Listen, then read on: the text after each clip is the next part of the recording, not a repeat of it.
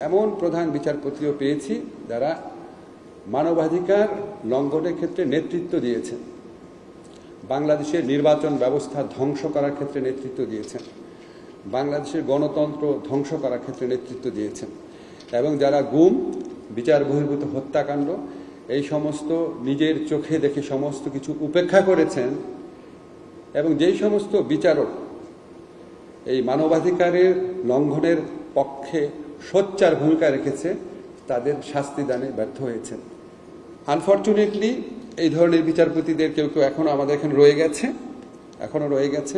আমরা ইনস্টিটিউশনাল রিফর্মের পথে কিছু দূর অগ্রসর হয়েছি, পুরোটা করতে পারে নাই। পরের যারা ইলেক্টেড গভর্নমেন্ট আছে তাদের কাছে এই দায়িত্বটা থাকলো। আমি এই কথাগুলো এই জন্য বললাম যে আমরা ভালো আইন হলে আমরা যেন খুব আশাবাদী হয়ে না যাই। ভালো আইন হচ্ছে একটা ফাউন্ডেশন করে আপনি বসায় রাখলেন, তার উপর একটা খারাপ একটা বিল্ডিং বানালেন, ওই ভালো ফাউন্ডেশন তো লাভ নাই। এই যে প্রতিষ্ঠান গড়ার কাজটা, এটা একটা নিরন্তর প্রক্রিয়া। আমি নিজের কাছে মনে হয়, আমি সরকারে এসে আমার সবচেয়ে বেশি যে জিনিসটা মনে হয়েছে, আমাদের প্রতিষ্ঠান গড়ার ক্ষেত্রে আমাদের অসীম সীমাবদ্ধতা রয়েছে, বিভিন্ন ধরনের সীমাবদ্ধতা। আমরা প্রতিষ্ঠানকে এটা বুঝি না, আমরা ব্যক্তি বুঝি।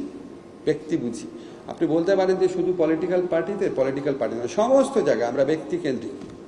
আমরা আশা করব এই হিউম্যান রাইটস যে আইনটা হয়েছে, এই আইনটাতে আমরা যে সত্যিকার অর্থে একটা শক্তিশালী হিউম্যান রাইটস প্রতিষ্ঠান যেন গড়ে তুলতে পারি।